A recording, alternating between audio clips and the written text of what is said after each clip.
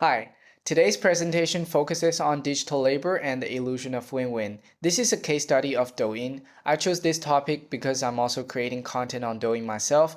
People around me often say that self-media can be very profitable, especially when creators gain followers and advertising opportunities. This made me think, do users and creators really benefit equally, or does the platform benefit more from our participation? Douyin appears to be create a win-win relationship. Users gain entertainment, information, self-expression, and social interaction. Creators may also gain followers, visibilities, and income opportunities.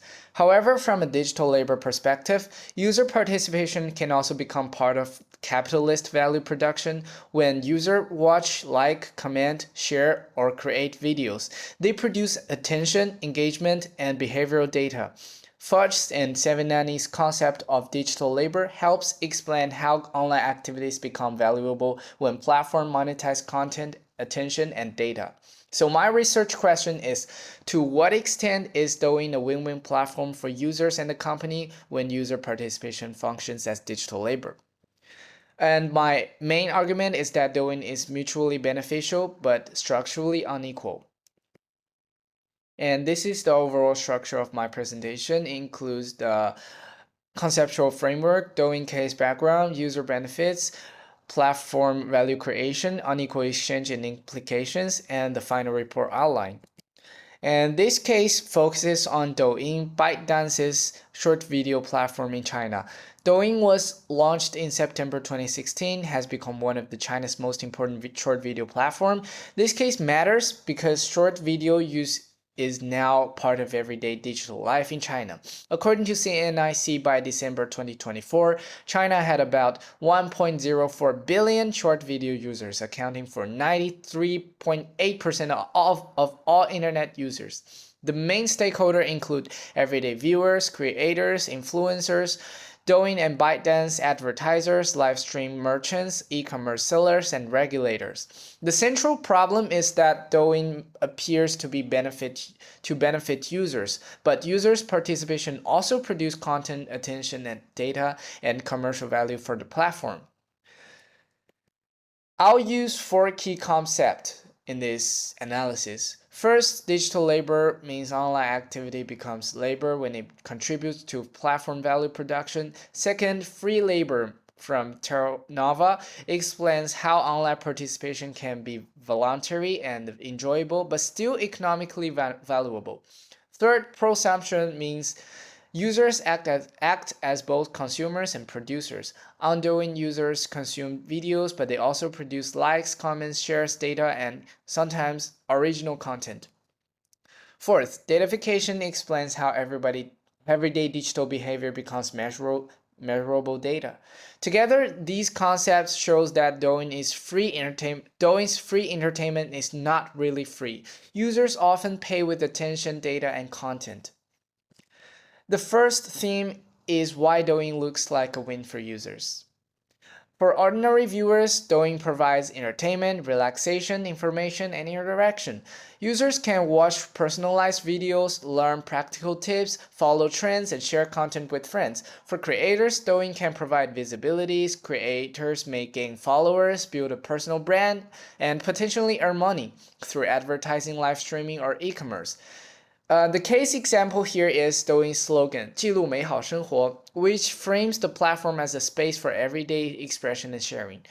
So Douyin is not simply exploitative. Users do receive social, cultural, and practical value, but the important question is what the platform gains from these same activities. The second theme is user participation as digital labor. On Douyin, watching video produces attention and viewing time. Liking and commenting produce engagement data. Sharing videos helps circulate content. Creating video provides user-generated content. Following trends creates viral visibility and platform activity. A real-world example is Douyin's creation tools, such as effects, filters, music, and editing functions. These tools help ordinary users create content more easily, but they also benefit Douyin by increasing the supply of free user-generated content. So users may not feel like workers, but their activities can still function as labor when they are captured, measured, and monetized by the platform. The third theme is how Douyin converts participation into platform value. This process is data-driven. Users watch, like, comment, share, create content. These activities generate content, attention, and behavioral data. Douyin then uses data to organize algorithmic recommendation and visibility. Finally, this attention and engagement can be connected to advertising, live streaming, and e-commerce value.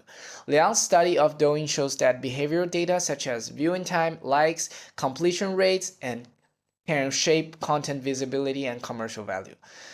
And Ocean Engine is another example.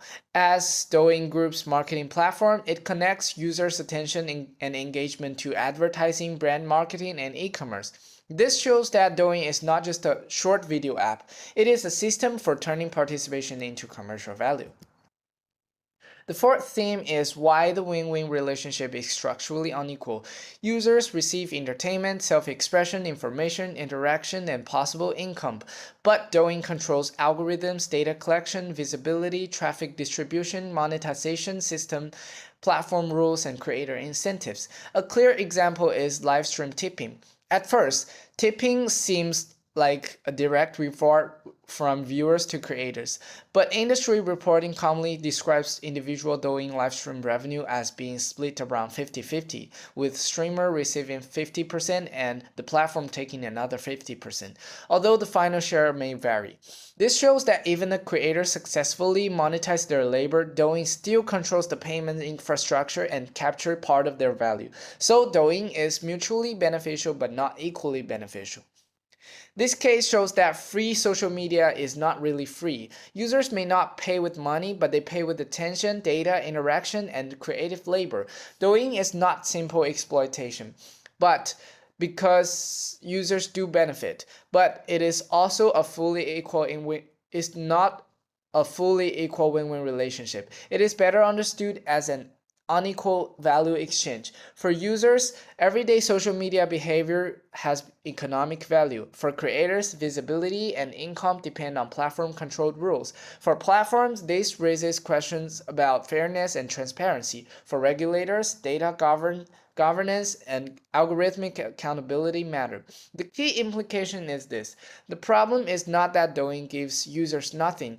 The problem is that the users may give more value than they realize, while the platform controls how that value is captured and monetized.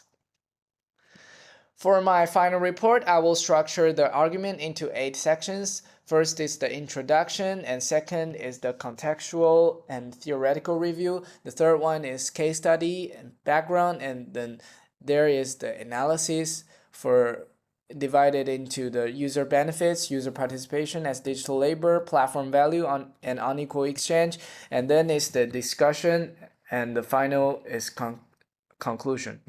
And here is the reference list. Thanks for watching.